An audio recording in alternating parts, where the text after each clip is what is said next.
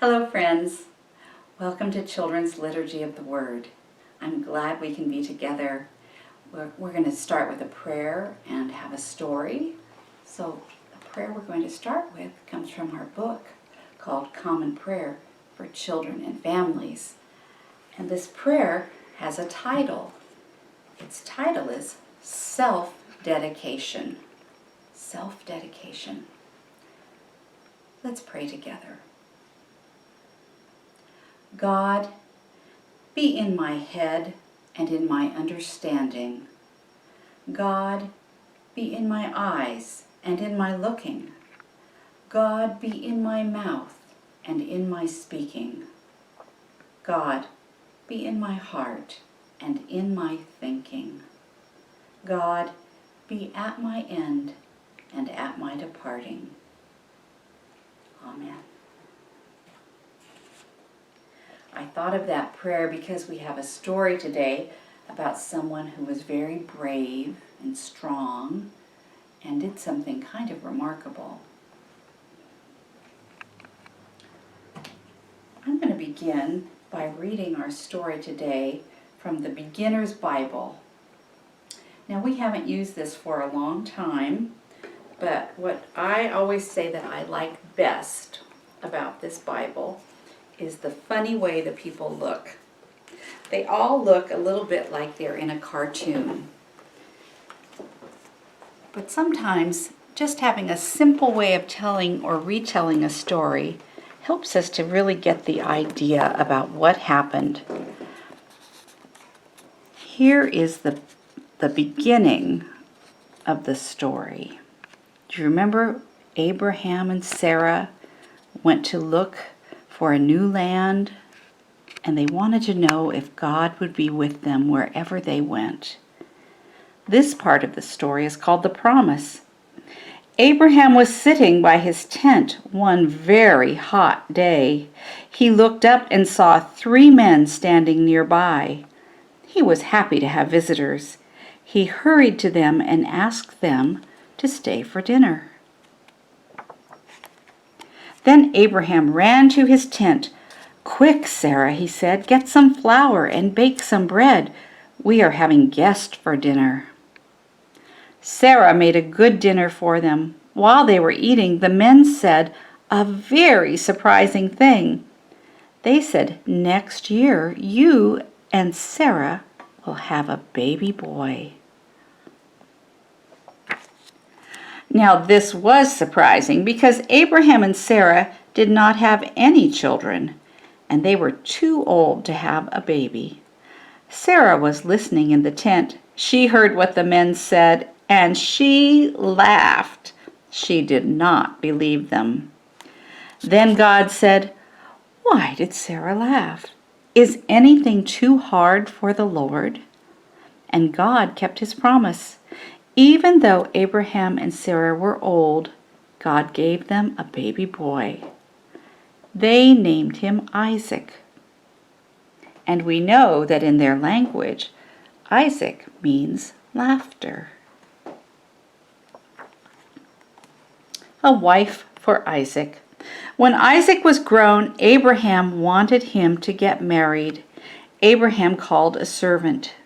Abraham said, "Go back to the land we came from. Get a wife for Isaac there." The servant took 10 camels. He traveled a long way. One evening he came to the town of Nahor. He stopped by a well. He asked God to help him. He prayed, "When the girls come to get water at the well, show me the girl you want for Isaac. Let her give me a drink, and then let her give my camels a drink too." Down to the well came a girl carrying a water pot. Her name was Rebekah. The servant asked her for a drink. She gave him a drink. Then she said, "I'll give water to your camels too." The servant thanked God. He knew that this was the girl God had chosen. He gave her a ring and 2 bracelets. That night, he asked Rebekah's father if she could marry Isaac. Her father said yes. So the next day Rebekah went with Abraham's servant. Isaac loved Rebekah. Rebekah married Isaac, and they had twin boys named Esau and Jacob. In the printout from the computer, there's a picture that I colored, and you might have colored one at your house. And it's another way to imagine Rebekah, and there are all the water pots. They're getting water from the well. And the servant that Abraham sent on this long journey to come and look for a young woman, a young girl who was old enough to leave her family and start a new life. And it turned out that, as we say in Godly Play, Rebekah was as kind as she was brave, because it took a lot of bravery to leave everyone she knew and make this long journey back across the desert. In Godly Play, we also say that the servant that Abraham sent told Rebekah all about Abraham and Sarah and the great family and about Isaac. And Rebekah decided she wanted to be a part of that great family. So we know that Rebekah and Isaac loved each other, and they married, and they had children, and their children had children, and their children had children, and that went on and on and on until your grandparents had children, and your parents had children, and now here we are. You were born, and you are a part of the great family too. I love hearing this story about Rebekah and her bravery, her kindness to the man who was traveling. Last week, I think we talked about what it is to welcome people and how important it was for people in the desert to welcome the stranger, because the desert was so dangerous, and having water is so important to our life and to be able to live. So we don't always have a story from the Bible that has a story with the names of women and stories about women. There are many more stories about boys and men in the Bible. And so I really love having a story about Rebekah, so that it reminds us that maybe even though not all the stories of women got written down, we know they were there and they were an important part of the story of God's people. When you hear that story about Rebekah, I wonder what you think. Would you have wanted to make a journey like that, to leave your family, to do something brand new? The virtue that I was thinking about for Rebekah, and for all of us maybe who are going to embark on something new, a new journey, a new project, a new learning, the virtue I thought of was the virtue of idealism. I wonder if you've ever heard that word before.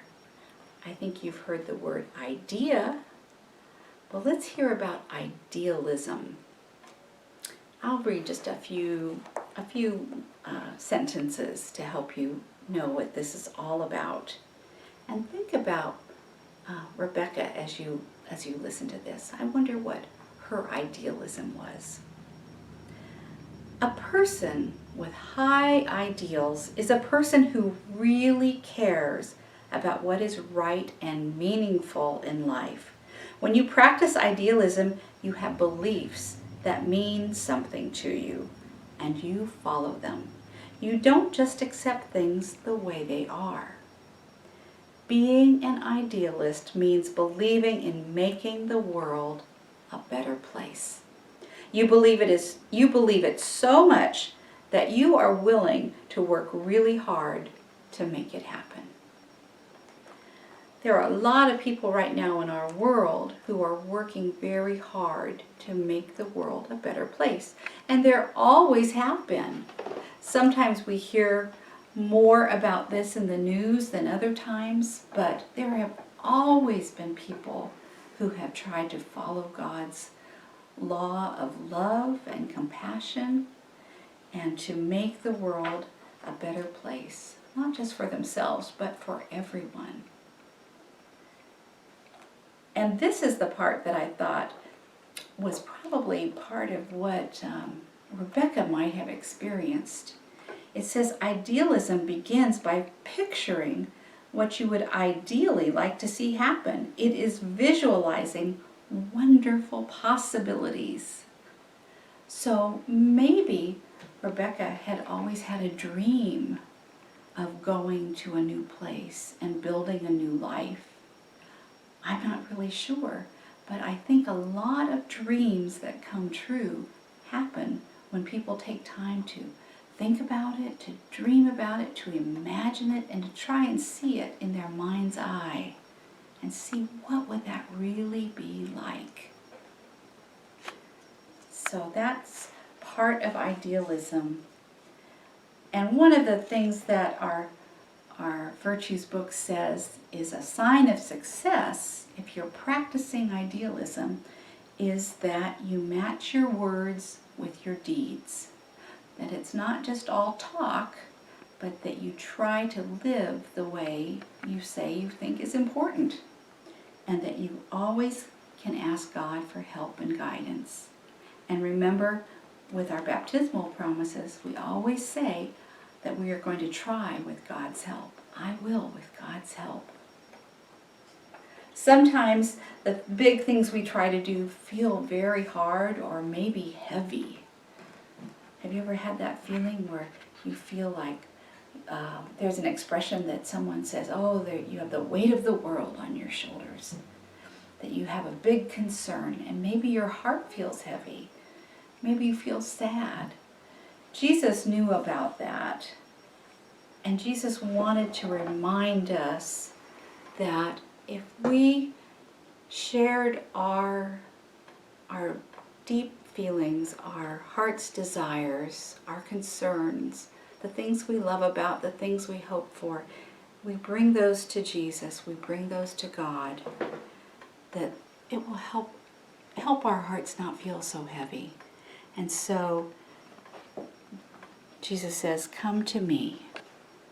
Bring me everything you're feeling. And that's why we say when we come to church, and even though we're coming to church now through the computer, but when we come to church and we say our prayers, we can bring our whole selves. We can certainly bring what we're joyful about, but we can also bring things that we're concerned about and bring those prayers to God and share those prayers. So Jesus says, come to me. I'm going to share one other story with you today, and this one's on the computer like it was last week. So I'm going to just turn on the computer. This story is about our belief in ourself. So let's watch this together. I Believe I Can by Grace Byers. Pictures by Keturah A. Bobo.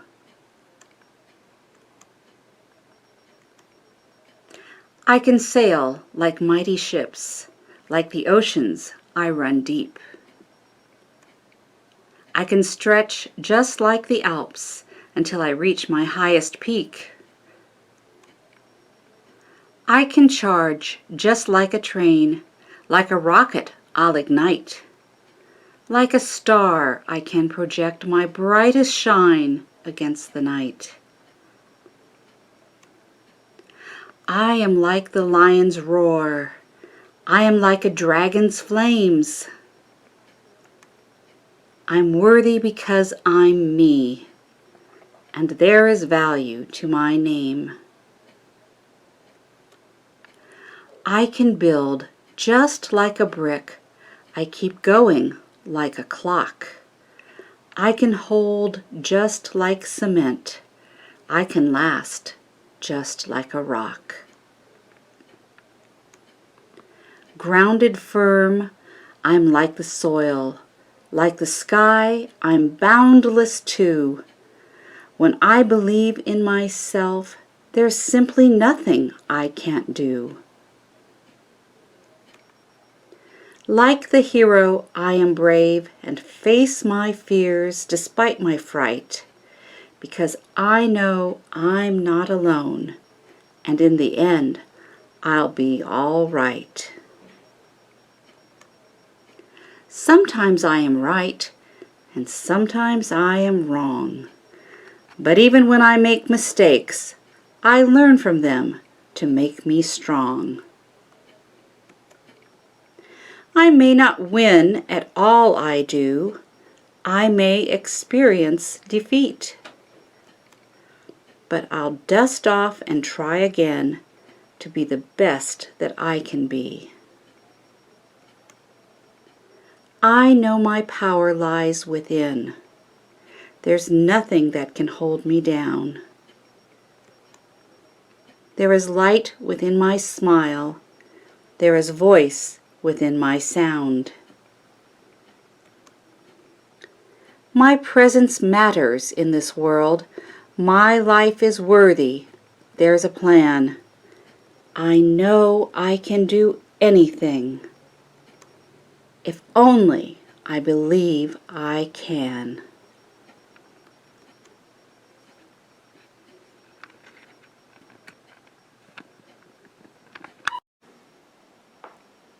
If only I believe I can. What helps you believe in yourself? I hope there are people in your family who remind you that you are wonderful and that you matter. That's what I really liked about that story, was that the children in that story said, I matter in this world. I don't want you to ever forget that. You matter. You make a difference. Even if you are tired or frustrated and you really, really, really need to lay your burdens, your heavy thoughts and feelings down and give them all to Jesus because you need a rest, that's okay. What you have to bring to the world is so important and so special. I don't ever want you to forget that. You are loved and you are important. This summer, even though we won't be going to church, and sometimes kids go to church in the summertime and do something called Vacation Bible School, even though we won't be doing that at church, we're going to have something really fun. We're going to have something called Compassion Camp, and for anyone who's interested, we'll make up a whole bag for you with all kinds of things. I don't know that this has all kinds of stuff. I don't know if I can show you too well, because can you see all my notes and things? I'm getting ready for Compassion Camp. Oh, you know what this is? I'm so excited. We're even going to do yoga. Isn't that going to be great? We're going to do yoga and some crafts, and we're going to do music. So this Compassion Camp is going to start in a couple of weeks, and I'm just showing this to you so that if you're watching this video and maybe your parents aren't watching with you, you can run and say, Mom, Dad, guess what? There's going to be Compassion Camp. Sign me up. So there will be packets for everybody who wants to do Compassion Camp, and once a week we will have a live meeting on the computer, on a Zoom meeting for all the kids on Wednesday mornings. So we'll have music. I think Teacher Audrey and Brian will help us with music. We'll have Janet helping us with yoga. We'll do stories and crafts, and we'll have a chance to just get a chance to see each other's faces and remind ourselves that we're really still in this together. We're still friends. We're still St. Michael's, even though so much time has kept us apart with trying to stay safe with the COVID and that bad bug that has been no fun at all. So I just wanted to give a little plug for that compassion camp. I hope you'll think about joining in with that fun. Now I hope you'll also just take a minute or two and let yourself dream. Let yourself imagine what kind of world of possibilities there might be for you as you grow up. Doesn't mean that you have to be like Rebekah and leave your family and leave everything you know, but you never know. Maybe you have a huge spirit of adventure inside of you. Maybe you would like to be an astronaut and go all the way to the stars. Maybe you would like to go all the way around the world to meet other people or help other people. Maybe you have an idea of something you'd like to do right here in Portland, right here in your own neighborhood. You know, every big, wonderful thing that happens starts with that dream and with letting yourself imagine, letting yourself believe it's possible. Because with God, I'm going to say this 2 or 3 times, with God, nothing is impossible. When we do the Christmas play, we always say, what's the most important line in the whole play? With God, nothing is impossible. So let your hearts dream, my friends. Remember, you matter in this world. I really, really hope to see you soon. I've got my fingers crossed that we're going to get through this together, and one of these days, even if we have to meet outside in the courtyard at the church, that's going to happen. So take care, be well, share your love and your light in the world. Okay, I'll see you soon. Bye-bye.